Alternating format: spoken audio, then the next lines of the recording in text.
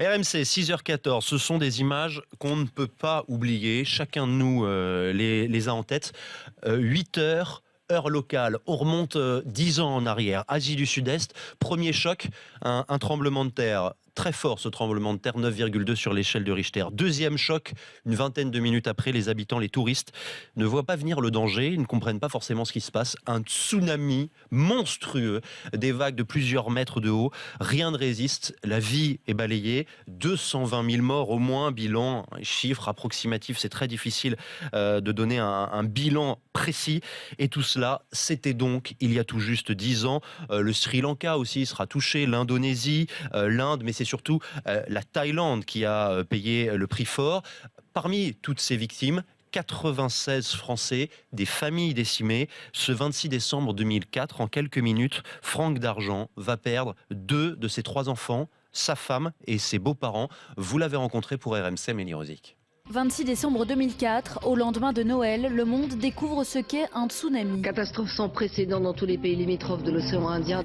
Un très fort séisme survenu au large de l'île indonésienne de Sumatra. Un mur d'eau qui ravage tout sur son passage, voici ce qu'est un tsunami. À Khao Lak, au sud de la Thaïlande, la famille d'Argent passait les vacances de Noël. Franck, Muriel, leurs 3 enfants et les grands-parents. Je m'étais absenté quelques minutes pour aller chercher une cassette vidéo pour enregistrer mes enfants qui étaient en train de jouer dans la piscine. Le tsunami est arrivé à ce moment-là. Mes premières perceptions du tsunami ont été des perceptions sonores, jusqu'à ce que je vois ce mur d'eau, en fait, ce torrent de boue, de débris avancer. Donc j'ai compris tout de suite qu'ils étaient emportés. Et puis c'est là où j'ai vu une petite tête d'enfants sortir de l'eau. J'ai pas tout de suite compris que c'était mon fils, mais j'ai compris qu'il y avait un petit pour lequel je pouvais faire quelque chose. Et donc j'ai réussi à le rattraper, j'ai pu le récupérer de l'eau. Franck et son fils aîné Raphaël, 10 ans à l'époque, sont les seuls survivants. Hier, ils ont fêté leur 10e Noël tous les deux. Je me fais un devoir d'essayer de retrouver une certaine magie de Noël. Maintenant, j'ai toujours effectivement beaucoup de tristesse parce que la façon dont ça s'est passé, en fait, je suis parti, je n'ai pas pu leur dire au revoir. J'ai des photos d'eux dans la cage d'escalier. Quand je monte me coucher, en fait, je passe leur dire bonsoir et je les vois. Depuis le drame, Franck est retourné 2 fois à Khao Lak. Il a créé une fondation pour venir en aide aux pays sinistrés, mais surtout,